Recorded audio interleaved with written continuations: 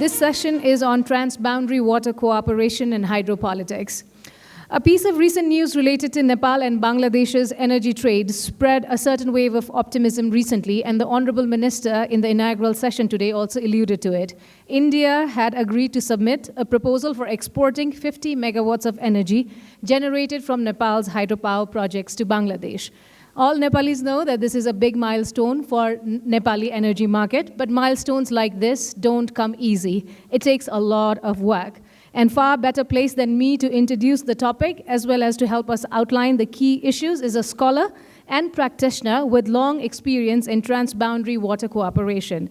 Dr. Medha Bisht, our opening speaker on this session, is an associate professor at the Department of International Relations at the South Asian University in New Delhi, and she has worked extensively with government, development partners, and other stakeholders on transnational water issues across countries in South Asia. So more from Dr. Bisht herself on her work and today's presentation. Please help me in welcoming Dr. Medha Bisht.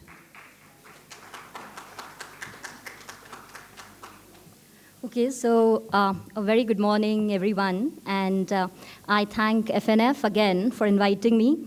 It's indeed a pleasure, and of course, the opening session was indeed insightful in terms of stretching the water debate. Now, as you see, I'll be talking about water diplomacy in South Asia, a tall yet a very daunting task because we know the conflictual undertones in this particular area. But I think before I move on and walk you through to some of these conflictual issues, let me qualify the two words here, which is water, and the second, diplomacy. Now, when you think of water, the first thing which comes to your mind is, of course, blue water, the surface water which flows in the river. But if one was to, in fact, look at the past 2 decades and the way the water discourse has opened up, broadened up, I think a better acronym for defining water is the WEBS approach. W here stands for wetlands, E stands for energy, B stands for biodiversity, and S stands for sediments. Now this acronym, the credit for this acronym goes to Professor Jayanta Bandyopadhyay, a scholar whom I've deeply cherished because of his work. And I think this acronym WEBS very appropriately captures the dilemma of South Asian transboundary rivers. So I think when we're talking about water in South Asia, we need not restrict ourselves to blue water. We also need to talk about green water, which is the soil and the vegetation. And we also need to talk about gray water, which is the wastewater. I think the opening session, some remarks were made towards that. Now, let me come to the second qualifying word, which is diplomacy here. Of course, when you think about diplomacy, one can say that diplomacy is the implementing arm of foreign policy through communication and negotiations. When I talk about communications, I mean both verbal communication and non-verbal communication. So, of course, we just restrict water diplomacy to negotiation analysis, but I think non-verbal communication is equally important, and there is where the role of culture plays a very important role. Because culture can become a fluid interlocutor when it comes to water diplomacy. You know, diplomacy can also be defined as a relational practice. The reason being that diplomacy primarily focuses on making, bridging, building relations. And I think when we're talking about the water sector, we need not just talk about management of dams and embankments, but we also need to keep the broader ecological and social aspects into mind. We need to think about them, and there is where I think the understanding of diplomacy as a relational practice becomes very, very important. So this was about, I would say, my conceptual explication, because I think it's very important to qualify these two words here, water and diplomacy. But then with concepts, context also becomes important. And the context, of course, comes from our location in South Asia, which you know doesn't really bode well when we're talking about diplomatic engagements. Few points to keep in mind here. The first is, when it comes to transboundary water cooperation, there is no regional umbrella framework. Most of the treaties are bilaterally negotiated. These are bilateral treaties focusing on specific issues. So that's one. Bilateralism dominates multilateralism. Even though, yes, in principle, there is a crack out there, but well, it needs to be translated into action, and let's see how this goes. The second thing, I guess, about water diplomacy in South Asia are the broad issues. Now, if you look at the water treaties and you look at the issues which dominate them, a few issues come to my mind. The first is flood management, where you have dams and embankments to probably manage floods. So this is a management function which is given to water diplomacy. The second is distribution of water, the supply function. We just talked about the compensation rates, net flows, etc. Highly supply-centric, quantity-centric understanding of water in South Asia. And the third is hydropower, which is the resource centricity of the entire water discourse. If I would like to put it another ways, in other words, I would say there is a productive understanding of water as a resource generator, and there is a destructive understanding of water in terms of floods and hazards. And I think this is important. The third point I think about when we talk about water diplomacy is to really look at the negotiation patterns. Now, if you look at the negotiation patterns in South Asia, it has been marked by distributive bargaining, which is where one party wants to maximize its interest, minimize one's losses. The other party also wants to do the same. And as a result, what happens? The negotiated agreements, in fact, result or end up in a stalemate. So India-Pakistan becoming two cooperative antagonists. You know, there's no other way to cooperate, but, well, we know the nature of cooperation. The second is integrative bargaining. Integrative bargaining is about win-win solutions. We see some sort of reflection of it in India-Bhutan engagement, some engagement of it in India-Bangladesh also. And I think, these distributive and integrative patterns need to be taken into account, but when it really comes to the optimal solution or the optimal returns, I would say we need to go a long way. So I think with these opening remarks on what water diplomacy means, and keeping this caveat in mind, let me now set the stage for you. Let me also draw your attention to what I think the Honorable Minister spoke in the morning. Most of these treaties were negotiated in the 1950s. Now, that was a part of a product of old regionalism, right? Old regionalism primarily took under the shadow of Cold War. States were the primary actors, and it was a top-down approach. Most of these treaties were primarily signed in 1950s, 1960s, and we see a continuing legacy of the 1950s and the 1960s, which itself was, I would say, an extension of the colonial legacy. The second aspect, which started opening up in 1990s, was new regionalism. This discourse is picking up in international relations, and new regionalism is, of course, multiplicity of actors, multiplicity of issues. One thing about new regionalism is that it's simultaneous, it's comprehensive, and it's multidimensional. So when I'm talking about multidimensionality, we're talking about security and development. When I'm talking about comprehensiveness, it has a multi-scalar approach, which means that there are different actors now because they're international financial institutions, there are donor agencies, state actors are there, and there are non-governmental organizations, international non-governmental organizations. And it's spontaneous in the sense that the force for regional cooperation need not necessarily come from the state actors. Well, it can be influenced by the international discourses, but as well, it can be scaled up or perhaps initiated by actors at the subnational level or the people themselves or the formal or the informal networks, which particularly are being formed in South Asia, I think in the last decade or so.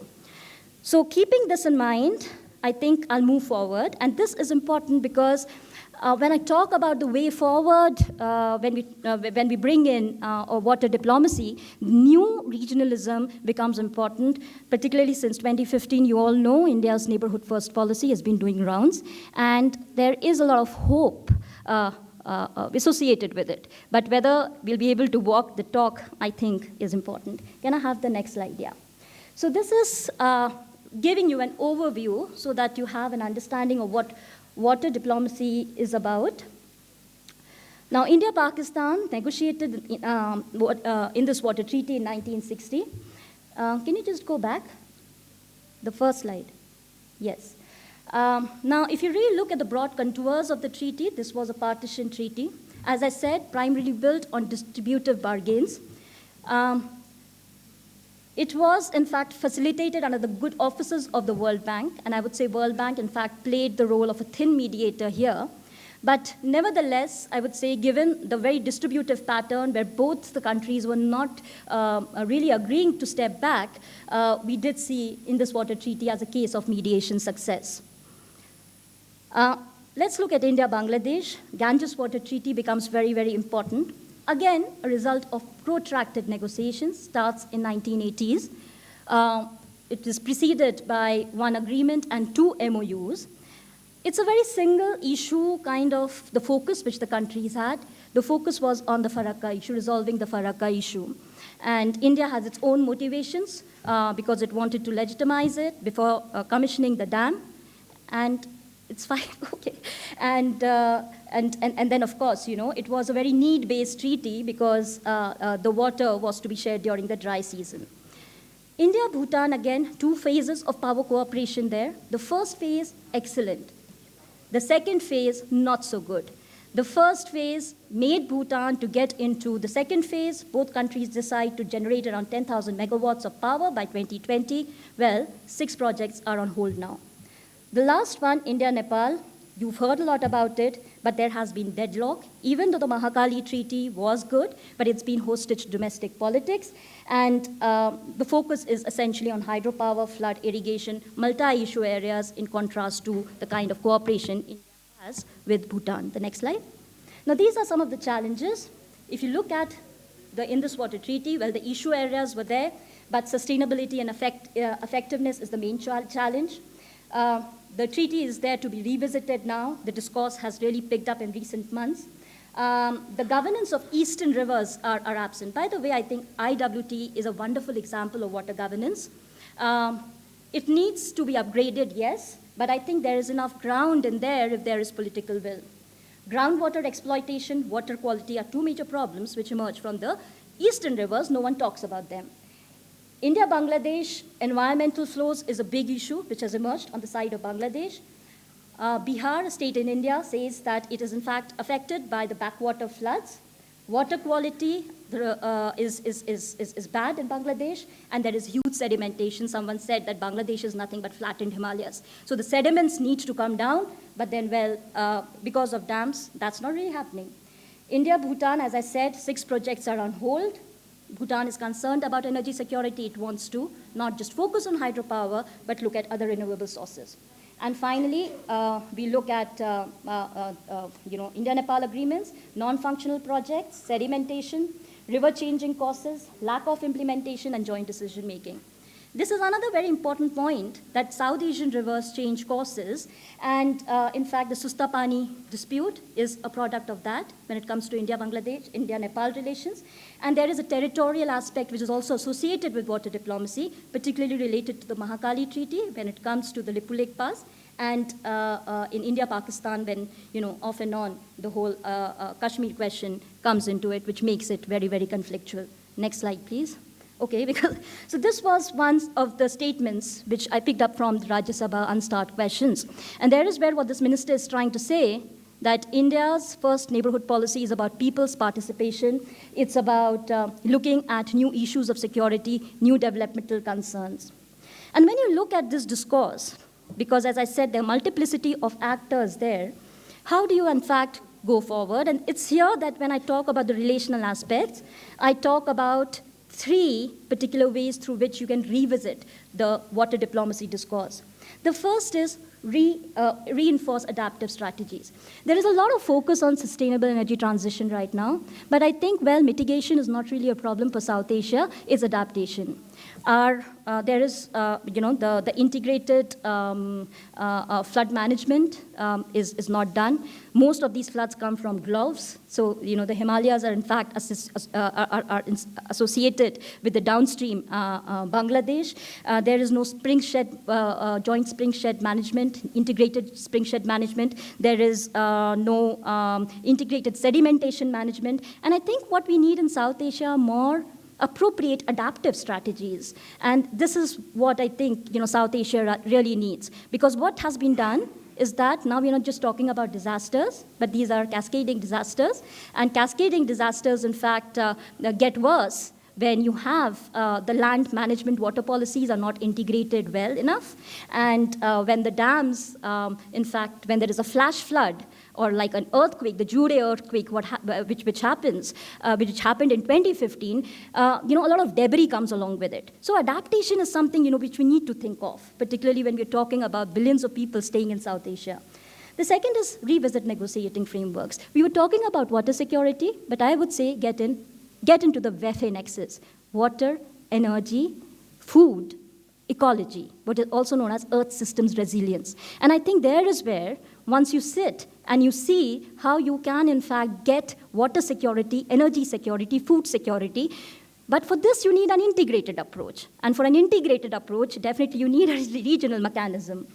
The third and the most important point is revive the borderlands. I've always argued that South Asia is not between the capitals, Islamabad or New Delhi or Thimphu, New Delhi or Dhaka.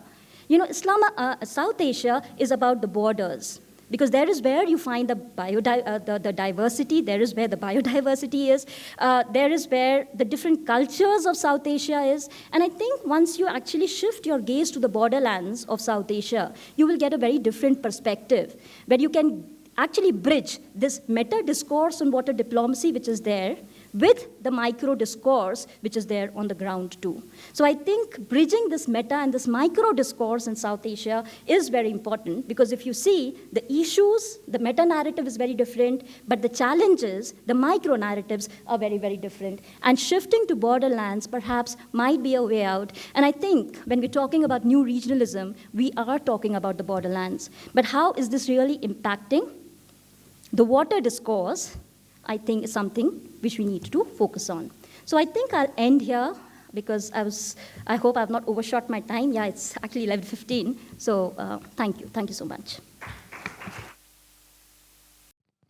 So thank you very much, FNF South Asia and Dr. Carsten Klein, for inviting me to be a part of this very important dialogue around a shared resource, or a shared natural resource that needs to be seen in the context of a mutual and inclusive benefit of this mass of humanity that inhabits this region.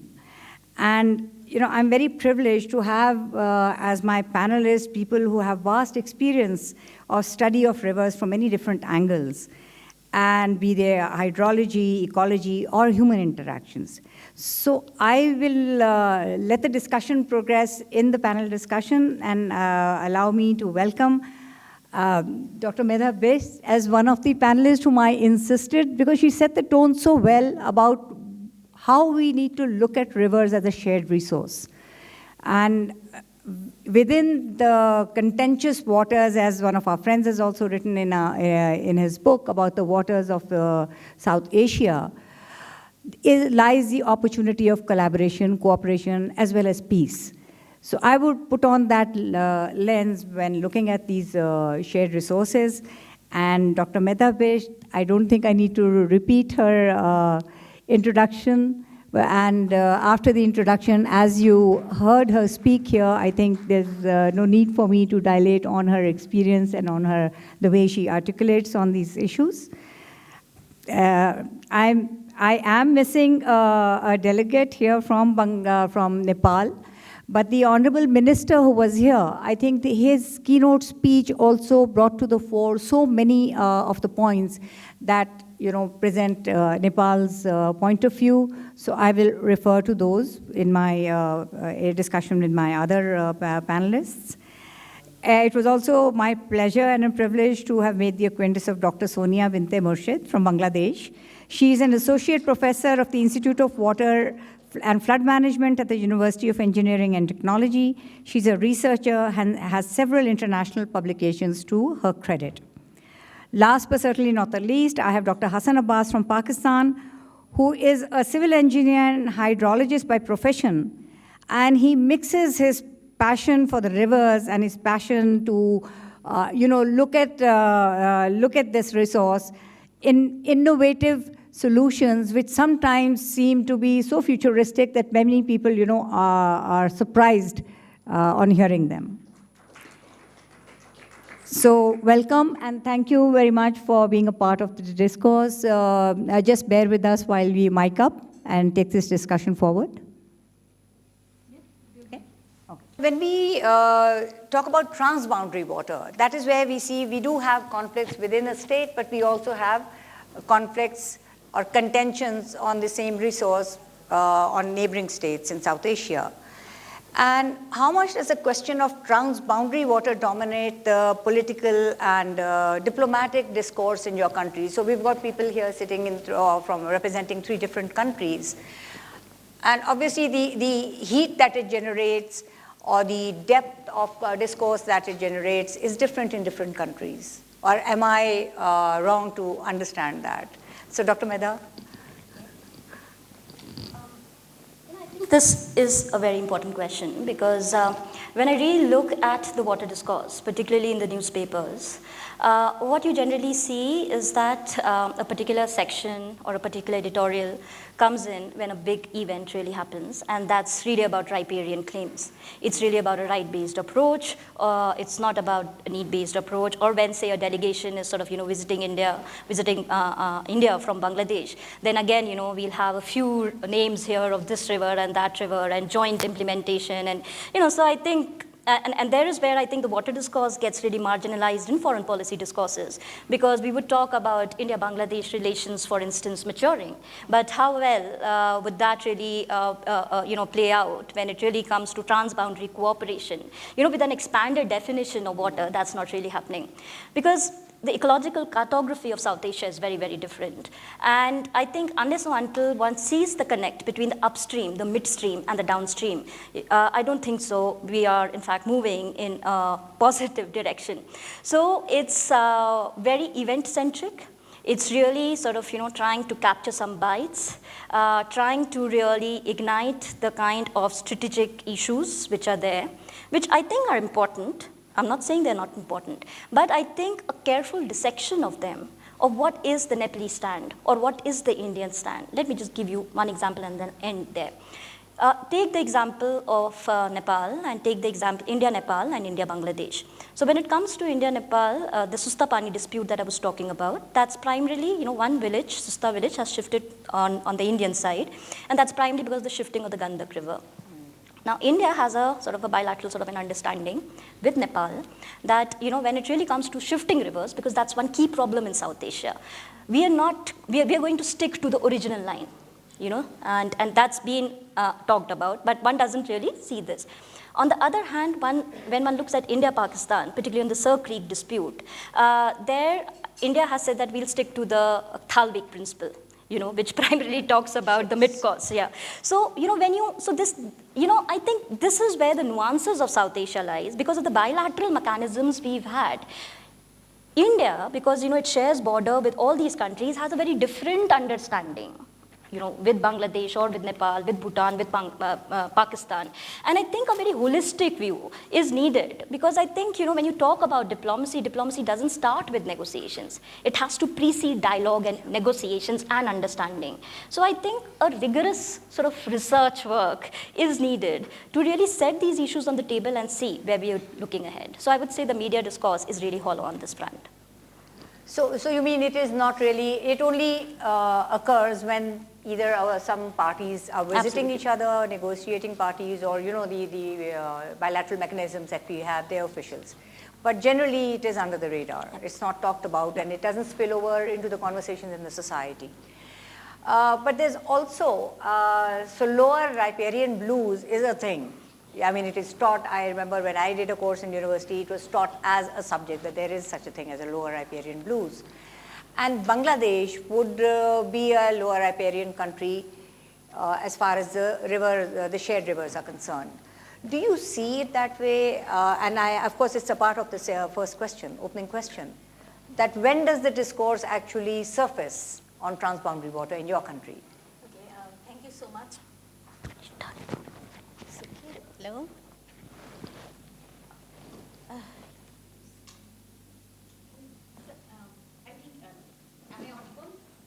No, please, can somebody just check a mic?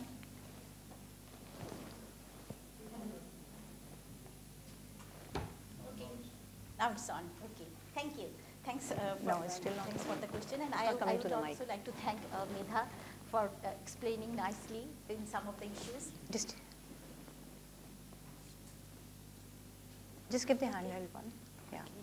So just let me rephrase our conference heading that rivers as lifeline for South Asia. For Bangladesh, transboundary rivers are the lifeline. We consider them as lifeline. Okay, so there are so many issues. If we think the geographical setting of Bangladesh, so Bangladesh is a delta country, and the life and livelihood of the local people, it depends on transboundary rivers. So we have 57 transboundary rivers, 54 is with our neighboring country, India, and 3 of them with Nepal.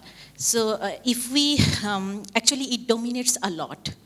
If we think about the political and diplomatic issues, it dominates a lot because it's an agricultural country, or agriculture is depending on the availability of water. And there is another issue that we have very high seasonal variation of water availability. I think it's it's same for India too. So we have too little water in the dry season and too much water during wet seasons. So we have drought problem, water scarcity problem. At the same time, we also have flood problems.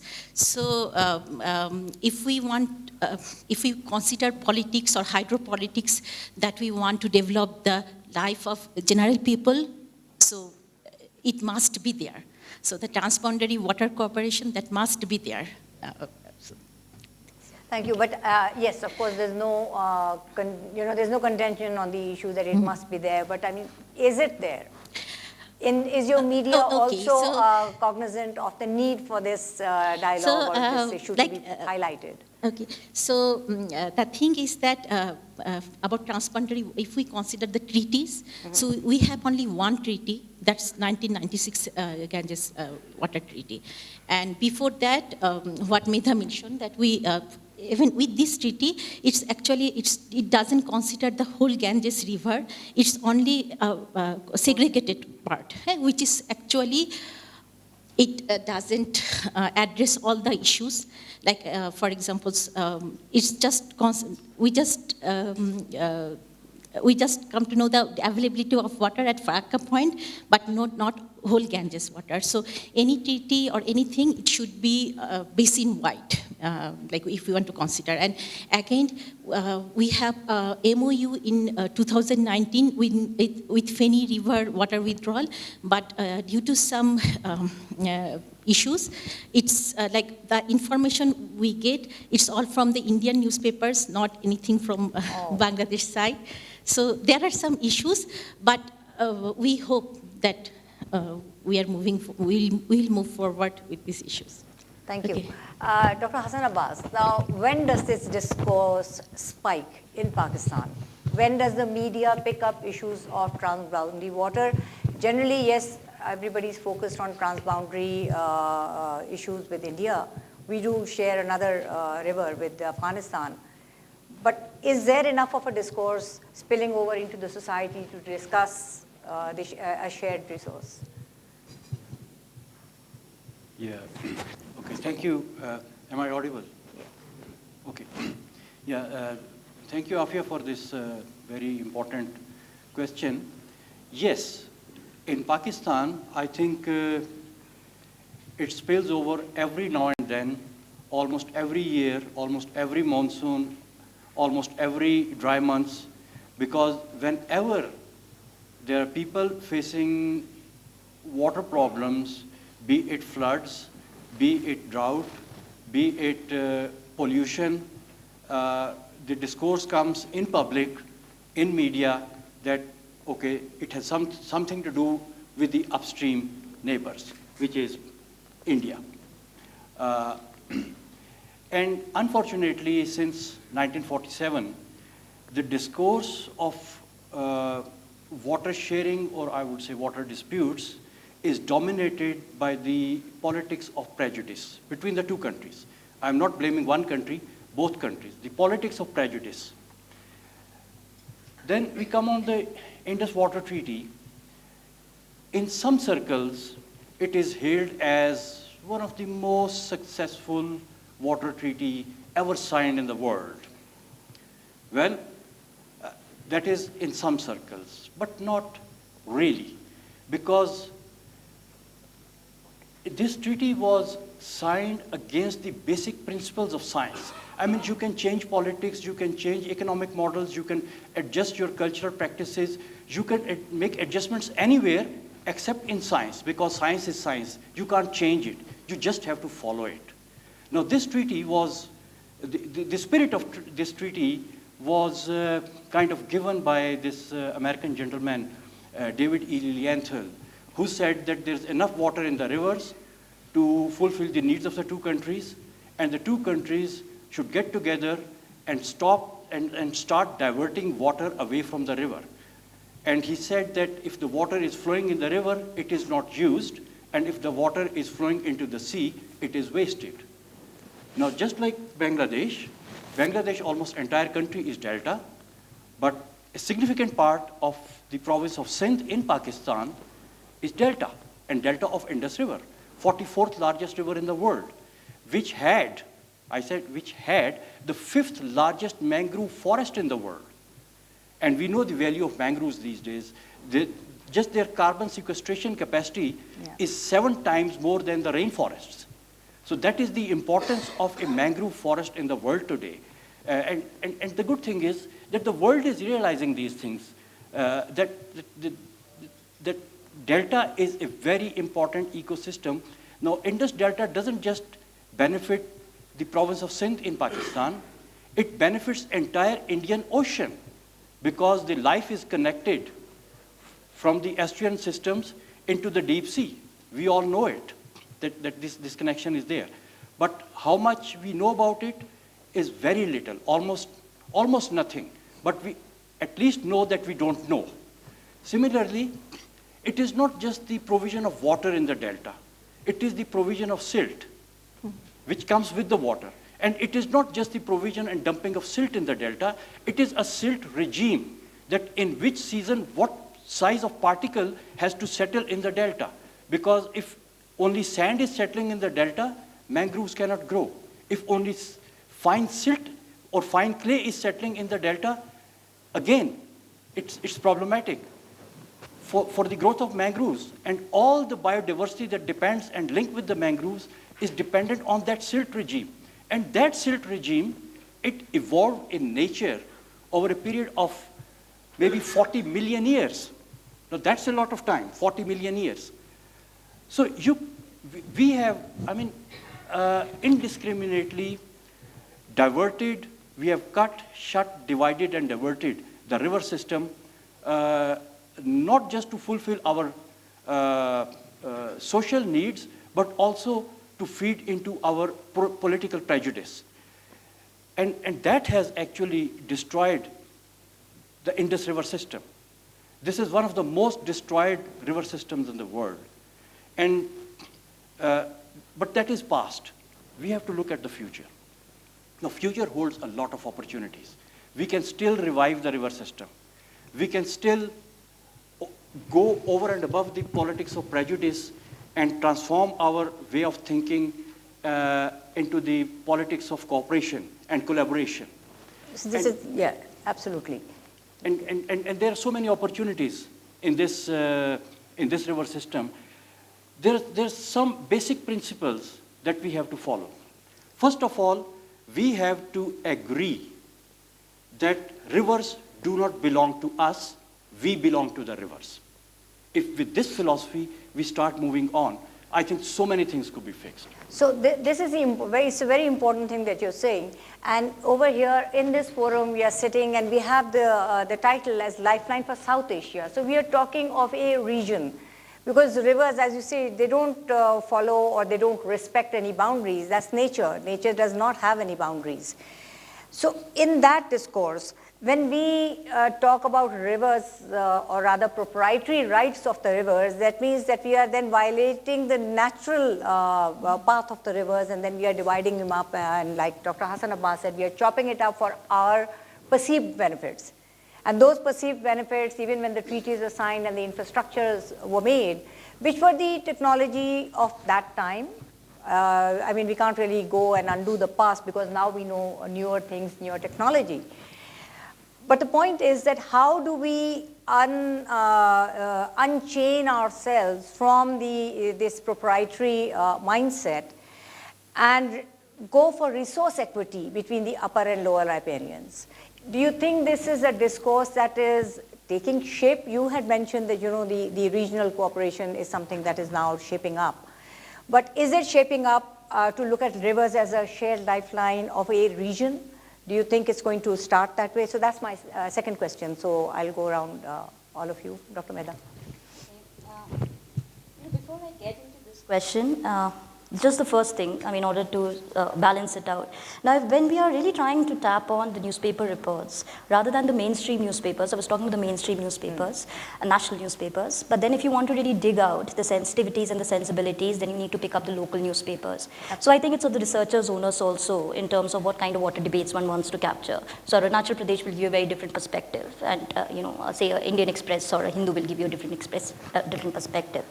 But having said that, how do we really unsettle, this current discourse that we are caught in or trapped in?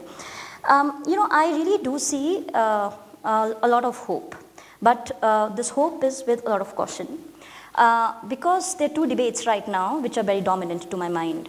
The first is the climate change discourse, which is going on at the international level. And we've seen a sudden turn where India took a very revolutionary stand initially with common but differentiated responsibilities. 2009 onwards, that started tapering down. And the green industrial policy or the greenwashing or the green debate has picked up. Now, what has happened that while we are talking about inland navigation, we're talking about sustainable energy infrastructure, et cetera, which is all good.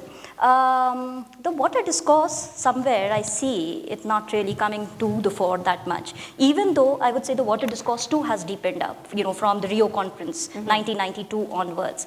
And down to, I think, the IWRM approach, the integrated river basin management, the WEFE approach, all of them have come up. Now, if you look at these discourses, and there is where I guess when you're talking about mitigation, climate mitigation, we need to broaden ourselves, which is fine. These green infrastructures are important, but what kind of adaptive capacity they have, So I think when you look at the water discourses, they talk about hard solutions and they talk about soft solutions. So when we're talking about hard solutions, yes, we need an engineer's mind. That is needed, of course. We need to make room for the river. Dredging is needed, et cetera. But the soft solutions are also very important, because now when we're talking about, say, groundwater recharge, it's not. It's about rain harvesting. It's about where do you actually do groundwater harvesting, or the groundwater problem. You probably tap on the river course. You get into nature-based solutions. So I think looking at the ecosystems, these small worlds are very, very important in terms of unsettling the discourse. So I think these soft approaches, which are there, need to be taken into account, because one positive thing about South Asia is the people's participation and the kind of ecological awareness, at least, there on the borderlands, which people have. But at the same time, we're looking at the BRI project, we're looking at connectivity diplomacy, and somewhere the water discourse is getting marginalized in South Asia. So there is where, and I'll just give you an example. If you compare three regions, take Southeast Asia, take South Asia, take Central Asia. Southeast Asia, the Mekong River Commission has done great, and water quality has improved, but at the same time, we see ecological and social costs of that. But Southeast Asia, meanwhile, is very, very aware, and they are really embracing this discourse in the most positive and optimal manner. South Asia, on the other hand, I fear, will get washed by the green discourse, and I think we'll create more problems than solutions. Therefore, I think looking at much more softer approaches, which are close to nature, are equally needed along with the harder approaches. So very well said, because sometimes those harder approaches, we know so the optics of the harder approaches makes it there in your face, even for the media. You can talk about it, you can visit it, you can take pictures. The softer approaches are more human-centric approaches. Yeah. So in Bangladesh, you say that there were discourses at a much higher level than, like India and even in Pakistan that Dr. Hassan had spoken about. Which approaches are more they are more receptive? Are there more infrastructure solutions that people look at, or they are like the softer approaches where there's less ecological damage? So for Bangladesh, both structural and non-structural interventions, we are studying both sides. But the thing is that we can see the impact of structural interventions immediately, the immediate impact. Yes. Okay. So I agree with Medha that always if we go for a hydroecological approach, okay, so that's better for managing rivers, but it needs time.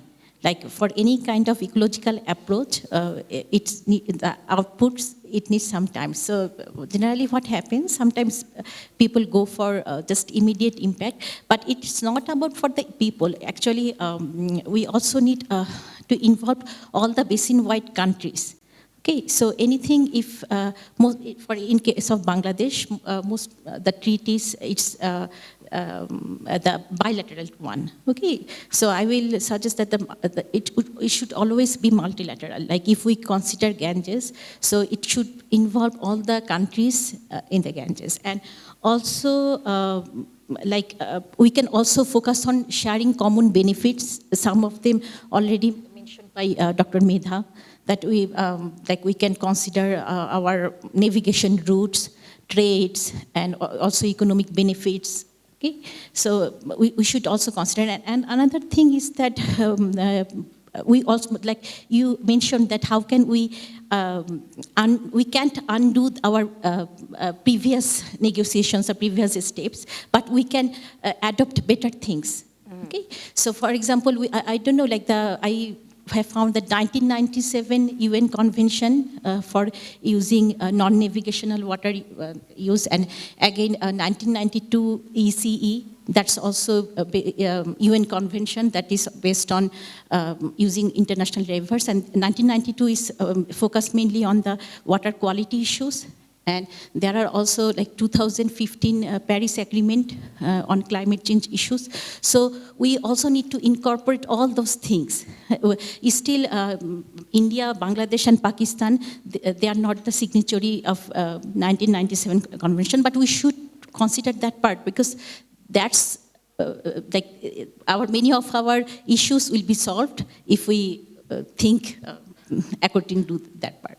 Okay, thank you. So this is the, so again, we're coming back about the thinking behind how to do these things, not exactly what has been done, because what's done is done. And we, at the time when it is done, usually, or rather, it hadn't been, and in the 60s, the big dams are a 60s thing that have happened. We really didn't foresee the damage they would do. And we do talk about the ecosystem damage downstream. But now, the here and now, with the climate change being thrown into that mix, makes things, the urgency, there's an urgency within that entire discourse that now how do we tackle it? And as you said, there's very little by way of mitigation that we could do, because there's so many people who will be in the harm's way. So we have to look for adaptive methods. So Dr. Hassan Abbas, do you think that the people who have been dominating the water discourse within all our three countries are ready to embrace this new thinking of making all the solutions people-centric? Because ultimately, if it doesn't benefit the people, and it also destroys the environment, so I mean, none of these treaties are really, can be looked as beneficial. So do you think right now is maybe a beginning, and these kind of events need to happen far more frequently in more in all our three countries and maybe at, escalate the levels of this discourse, or do you think already, the seeds have been sown? No, I think we don't have a choice except to be more cooperative, because there's something called intergenerational equity. What we have done in our previous development discourse is that one generation has benefited from whatever structures were built, and now we are the second generation. We are kind of struggling, and the generation after us, if we don't change our discourse, would be suffering. And there are already so many parts which are suffering. So we have to embrace new knowledge, new technology, new thinking. We have to conform ourselves with the emerging global mind, which is more centric towards people, towards cultures, and towards the environment. Because there is no choice except this. And there are opportunities. We are talking about old discourse, 50s, 60s.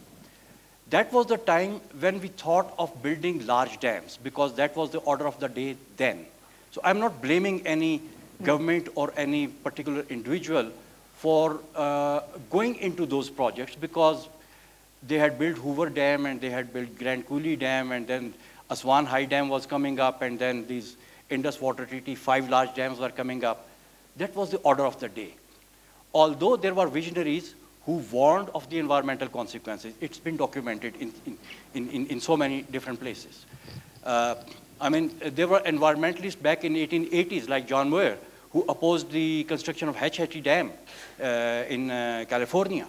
So there were visionaries back in the 19th centuries as well, who knew that this kind of intervention again in nature is going to cause problems.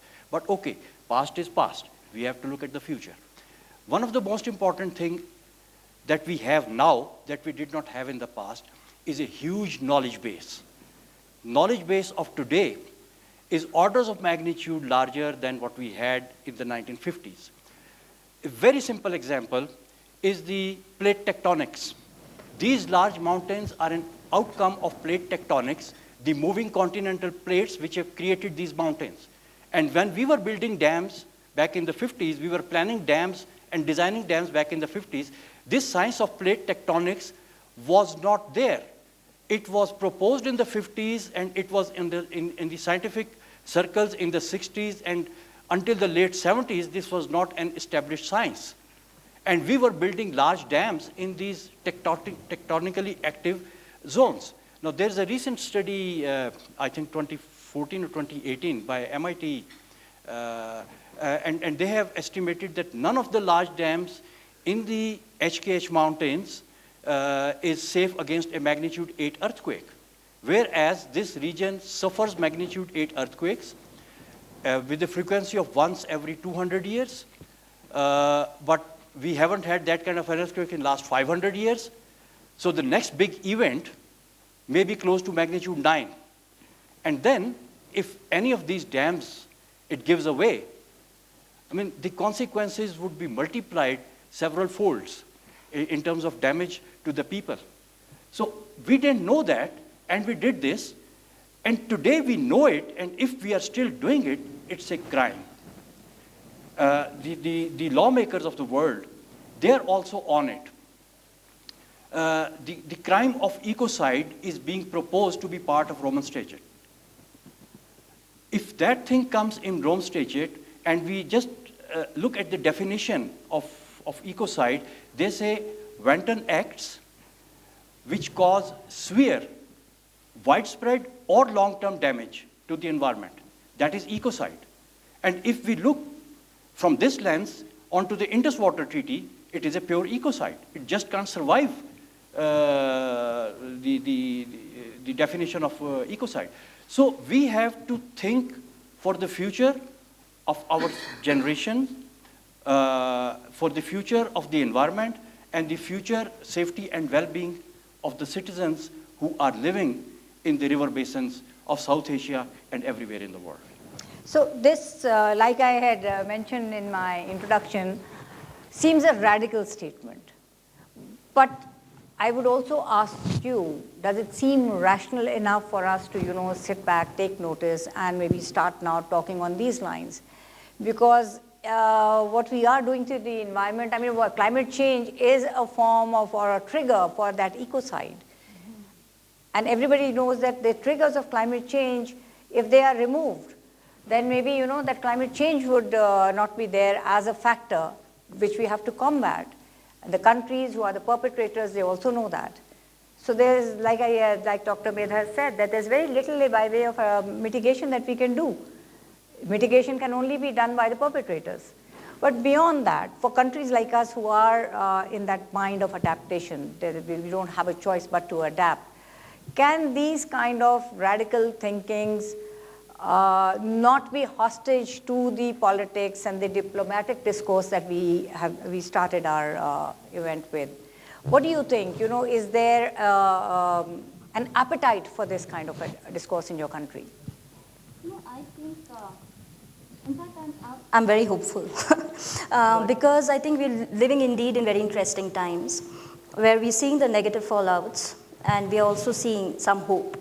And particularly, when you look at the way things have been changing, so for instance, climate litigation has been picking up both in India and Pakistan to a great extent. So that's good news and sort of, speaks to this whole idea of ecocide, how common people can actually make the governments accountable.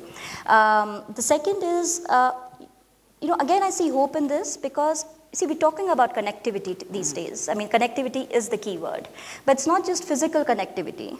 Unless or until the social or economic aspects are taken or ecological aspects are taken into account, I think the connectivity diplomacy will be very, very brittle. I think ecological connectivity is important, and there is where the people who are involved in the water discourse, which I think is quite robust in South Asia, particularly since 1990s, the kind of NGOs, INGOs, international financial institutions, donor agencies, and the work which is happening on the water sector. I think that's immense, and I think one can, pick up this discourse and perhaps broaden this engagement of connectivity. What does connectivity mean for South Asia? And we have good lessons to learn from Southeast Asia. And in fact, Central Asia also, it has a regional mechanism. But then at the same time, it's not really working. The Indus Water Treaty itself it tells the story of how technical solutions are just partial solutions. So I think when we're talking about connectivity diplomacy today, looking at the upstream to the downstream, having an ecosystems perspective is very important. And this is the right time when the discourses are in, because the economic ideas are there, but those economic ideas need to be, I would say, challenged with the ecological ideas. And I think that's the responsibility of researchers, people who are working in the water sector. So absolutely. So because we are here talking about the transboundary aspect of how these issues can be tackled, so do you see that, we have these treaties, you mentioned, you gave a whole list of treaties, India, Nepal, India, Bangladesh, India, Pakistan. Do you think that needs to have a multilateral kind of an approach? Do you think that can that be helpful? Because you have with India and Nepal, Bangladesh. So there are two countries already which you have separate treaties. But if we take the basin approach, if we take the integrated basin approach, do you think we can break that barrier? It's like a ceiling between two countries. And if we break that ceiling, can that connectivity, even in negotiations, even in solutions, can that come through? In Bangladesh, do you feel that kind of confidence? Yeah, sure. Like your questions has the answers. Okay, so of course, I think if we go for multilateral cooperation, basin-wide management, and it will solve a lot of issues. And another thing that I'm also think that multi-track diplomacy, it's not only like the government to government, okay, so it's, we also need like coordinated research, okay, so, and also the like people's involvement, NGOs involvement, all other things. But government levels cooperation is actually, it's an important thing. Even sometimes even like with our Tista barrage treaty, like we are trying, it's still incomplete. So what happens that from Indian side, the central government, they agreed, but the government from state government of West Bengal, actually they disagree with some parts of this treaty, and it didn't work. Okay, so, but the thing is that we need cooperation from all angles, okay? Not just the government level, but that's an important stakeholders. And again, we need resilient institutions. Okay, so the institutions, for example, the Mekong Committee, they even exchange data during Vietnam War. Okay, so we need resilient institutions, and we also need to share our data. That's very important. Like for our, as a researcher from Bangladesh University of Engineering and Technology, we struggled a lot. Okay, so there are some techniques, like we can use remote sensing data to see how our rivers are changing, but always we need to validate those information at field level. So we struggled a lot in those cases. Even we have so many research with our Indian colleagues, okay, so even they also validate their information from the data from Bangladesh. Okay, so we have this kind of problems, but hopefully, I hope that it, with multilateral cooperation, with basin-wide management, with integrated water resource management, thanks to Dr. Medha, like she mentioned that, so we can solve this, but we need to remember that we have opportunities, but the opportunity cost is very high. If we don't act immediately, the opportunity cost is very high. Thank you. Yes, so the cost of doing nothing is also extremely high. So I think that should propel us towards the solutions. So Dr. Hassan Abbas, now there are two things that came up. One was the multilateral, maybe treaty is something hard, it's very technical, but the cooperations that we are talking about. And so you also mentioned NGOs, you also mentioned NGOs. So that brings in the element of citizens focusing on a certain subject. Can those collaborations trigger a change or trigger the decisions at the higher level? Do you think there's enough of a critical mass between at the citizens level in all our three countries who can propel, and push that old thinking out and make it people and environment-centric, the future solutions? Well, I don't know if there is enough of critical mass among the people, because more than maybe 90% of the population in Pakistan, India, and Bangladesh, they are struggling with their day-to-day daily life things. Like people don't have proper sewerage, they don't get clean drinking water.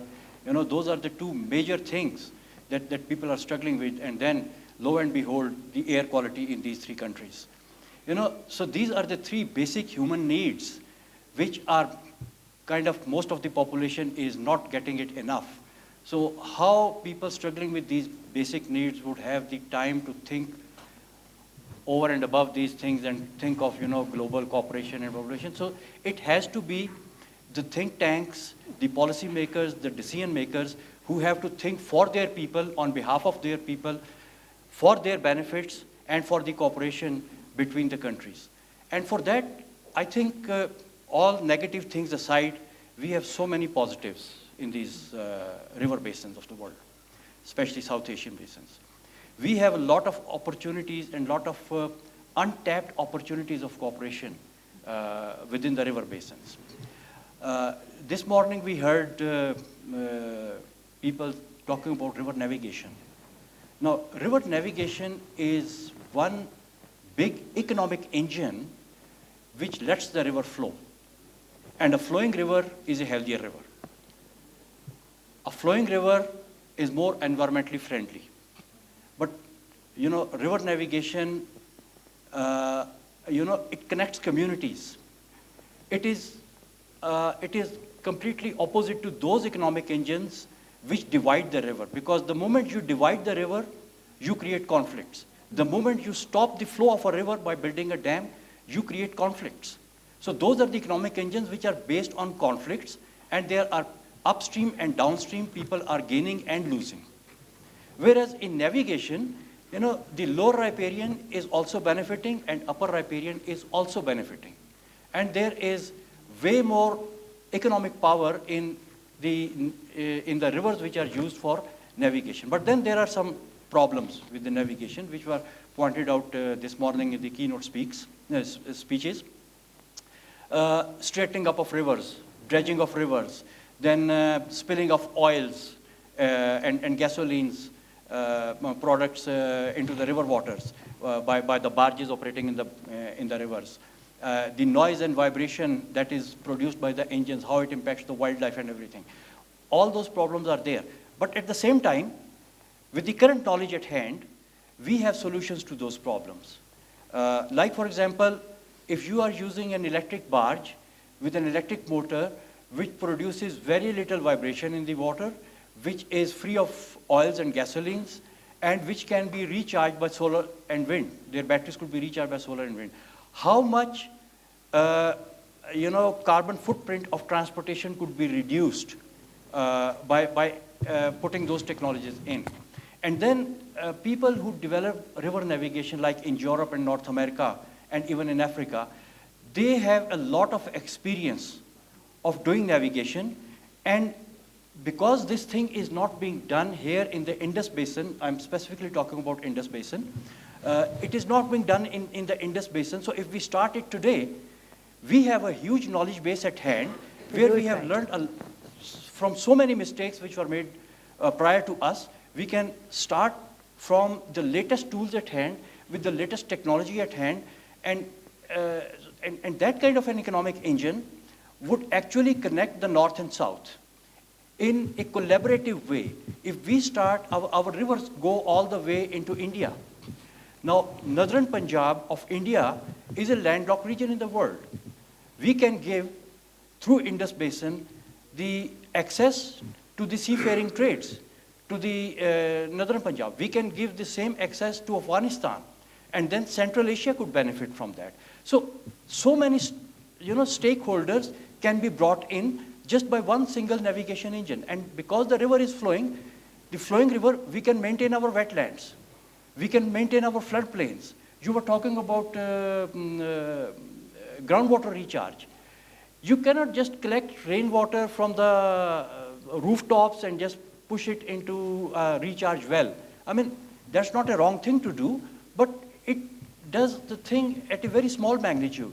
But if a river is expanding in its plains, in the floodplains, in the rainy season, then we have a lot of water, it will recharge our regional aquifers. And that water is 10 to 20 times more than what we can store in our dams. So those are the kind of natural solutions. We have the opportunity. And that opportunity is both environment friendly, it both economically benefiting, and it brings regional peace and friendship and cooperation among the transboundary jurisdictions. So I think that those are the lines on which we should be thinking about our future. So I'm coming towards the end, and then of course there will be the questions from the audience. So collaboration, we've seen, I think the consensus here is that collaboratively there is a way to go forward which will benefit all our people. And those kind of collaborations can be technical, they can be financial, and of course on the shared knowledge base, because data deficiency is one of the banes. You are talking as a researcher, I am speaking as a journalist also, that data deficiency makes everything less credible. Our premise goes out of the window when we don't have the proper data to base it on. So if the multilateral, because now it is the age of multilateralism. Even at the International Climate Change Forum, people who are, they look at diplomacy as adversaries sitting across a table and trying to come to some common ground. This COP27, I was there at that pavilion. It was India, Pakistan, Bangladesh who were sitting together and pushing through the loss and damage, and they said, we will do it together. And they said it too, there were people from outside this region who were there at that forum, that it was a panel discussion, and they were there, and they were asking these questions that, is this country's leadership, are you okay with this? He said, we are in it together and we will have it done. So if that, at the ecological or environmental, the fraternity, they speak to each other, they share knowledge. If the multilateral institutions which have put in place the solutions which we now know have been damaging, if now they are also clued in, you said there is this greater discourse and the greater understanding and a huge knowledge base available. Do you think those multilateral institutions could be brought in to break the kind of barriers which are stopping this transboundary cooperation and collaboration? Do you think they also have the appetite? So I'll shift that question onto them. You have, the donor agencies. Do you think they would be able to offer that platform for countries like us to break the barriers? I think I'm hopeful, but I'm still a bit conservative. I mean, because the context in South Asia places you in such a position. And I always say that, reimagining South Asia is very good, but then in order to reimagine South Asia, you need to think inside the box, know the box inside, and then, So I would say that, it's a gradual, incremental process. I'm not really a supporter of, some regional institution coming up and, structure being put into place, because the political will, we know, is very, very needed. We are also very much aware of the domestic politics, the political polarization in the South Asian countries, and how water often, the kind of treaties which are negotiated, become hostage to it. So, but at the same time, while this is a reality of South Asia, we know the force of economic ideas, definitely they are there. And I would say that it's in the country's interests. So I think one needs to frame and put the discourse in a certain way. The first thing is that rather going for a very radical approach I would say that it's a no-go. I mean, my understanding of water diplomacy in South Asia, that water is a non-starter for negotiations. And the kind of hopeful examples which I've seen, you were talking about upscaling these efforts. Now, I've done some study on the borderlands. And I've seen that, one then needs to sort of unsettle this idea of water diplomacy as a very linear process, I think, which you were also mentioning. Going for a more dynamic, networked type of diplomacy, which we see is happening there. So, particularly in the minor rivers, we all talk about the GBM, the Ganges, the Brahmaputra in this, which are large rivers, major river systems. But then, there have been some instances of cross-border cooperation around minor rivers in South Asia. And, they have been initiated by people. And one of the primary motivations for them for collective mobilization was not just water, but was also the asset-centric approach or the economic sort of benefits which they were getting in, particularly people, around the Saralbanga River between India and Bhutan, how women collectives in particular played a very important role. The only problem with such cases is that, they are donor-driven. So a lot of energy comes in, but the donor goes and then it collapses. I think, you need to involve the local governmental institutions and start, therefore have a bottom-up approach. And I think in order to look at South Asia, we need not look at the big picture. Look at the small worlds. There are small worlds there, and be satisfied with that, even if a good thing is happening, because it's making a difference in the lives of the people, and that's important. So have an incremental approach. So maybe in places where a bilateral understanding is needed, go for a bilateral sort of an understanding. Where multilateral approaches are agreeable, so for instance, we're talking about BIA, the Bangladesh, India, Nepal, Bhutan, India, Bangladesh, in terms of the energy corridor, where it's possible in a multilateral way, let's go in for multilateral way, it's going for a bilateral way, let's. But I think ultimately, I think these steps, can actually take you in terms closer to that regional vision, if ever it would happen. But I think that's the way for me, rather than just talking about a superstructure. I think the superstructure right now is something else, and which is the China factor in South Asia, which I think all the South Asian countries need to take cognizance of, and also talking about water diplomacy. Yeah, absolutely. Your take on this.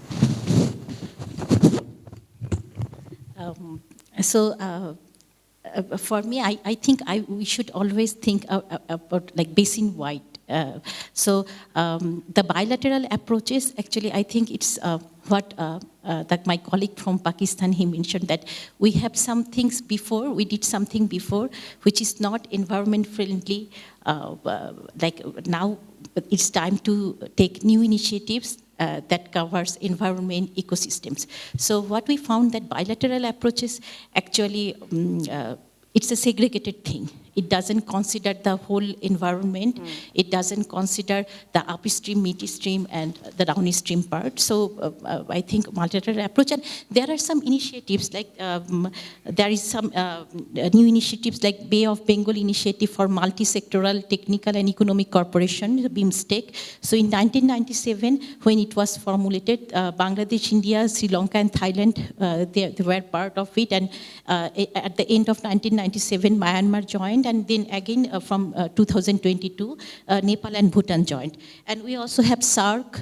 Okay, so we have some institutions, but we need to make effective, that like the institutions or multilateral cooperation, it shouldn't be just by name. We need to we need to done the actual works. Functional institutions. Absolutely. Absolutely. Yes, we do have forums, but they are not very functional just yet. Dr. Saab, when we talk of these collaborations and the knowledge base that we have now, and to start from here rather than all the time looking behind our shoulders and saying this was done. So what are those forums that come to your mind other than those international multilateral forums or like the COP or UN agencies? What other collaborations can be done between this region? What are those forums? Okay, when we talk about restoring the ecosystems, we want the wetlands should be restored, we want the migratory birds should come back, we want the rivers should be clean, they should be flowing. Those things are good to think about and talk about, but they cannot be implemented unless we think of an economic engine which pulls our desire. We want migratory birds back. What is the economic engine that will benefit people monetarily? The governments would be benefited monetarily when the migratory birds come back here. Maybe tourism. You promote tourism, you clean your rivers, and you invite people from all over the world to come and see all the migratory birds. Similarly, you want your rivers to flow. You think of an economic engine like navigation that would pull the water back into the river. You want food security, you go for the systems which increase per acre yields and use less water, like drip systems, sprinkler systems, soil moisture management systems. There are so many different systems, and they exist in the world. So if you start with your investment priorities at the highest level, the government level, and the large international financial institutions, if they start investing in those, on those lines, they would be able to pull the economic, cultural, and environmental benefits by putting economic benefits of the people as an economic engine. So whatever intervention you think, you have to think very smartly of an economic engine that pulls those things in, and then there will be no problem. Because if you want to push it, you can push it only that much. And there has to be an approach where you are thinking of phasing out the old things and phasing in the new things, not by bulldozing off the old things and trying to put the new things in place. That's not the way it would work. So we have to be gradual and very smart in thinking. Thank you. So I mean, as a wrap up, I would like some solutions, and I think so many opportunities have been pointed out by all the panelists. And if we look at the solutions which would intertwine diplomacy, hydrology, the cultural element also. So there are so many points of collaboration. Maybe the think tanks based in different countries can do collaborative researches. The universities can have a network which can offer solutions. And then you mentioned the civil society organizations. I know for a fact that they do collaborate already. And you have then forums like this. So FNF, South Asia, and yet there's FNF in different countries. So, these are the forums from where you can use as a springboard for collaborating beyond boundaries and actually understanding and internalizing the transboundary access to benefit sharing for all. Because without that understanding and without accepting the fact that if only a few people benefit, then nobody actually benefits, because that generates conflicts. And if we need to weed out the conflicts, and we need to put ecology and the people front and center, then there have to be these collaborative mechanisms. And I have seen them work. I've seen them work in sports. I've seen them work in culture. There's so many cultural exchanges that take place despite the acrimony at another level. So I think that gives us hope. So I'm not really without hope. Yes, it's very, very frustrating that it is slow. But maybe, what you said, that we can't really depend on donors to come in and get it done for us, because that's not an organic growth, and that is why it collapses. So I think bottoms up from the people, once people realize that there's more benefit in cooperation than in conflict. So hopefully these conversations will continue. They will be, they will go to higher forums where the decisions can be taken. So thank you very much, Dr. Medha, Dr. Sonia, Dr. Hassan Abbas. I'm the only non-doctor. Thank you, FNF, for this very enlightening for me also, this panel discussion. Thank you very much. Have joined us just now. I would like to welcome our distinguished guest, Mr. Ram Pratap Thapa, Chairperson of the German-Nepal Friendship Association. Mr. Thapa is also the Honorary Consul General to Germany at Cologne and the founding member of the Non-Resident Nepali Association. We're very glad you could join us this afternoon.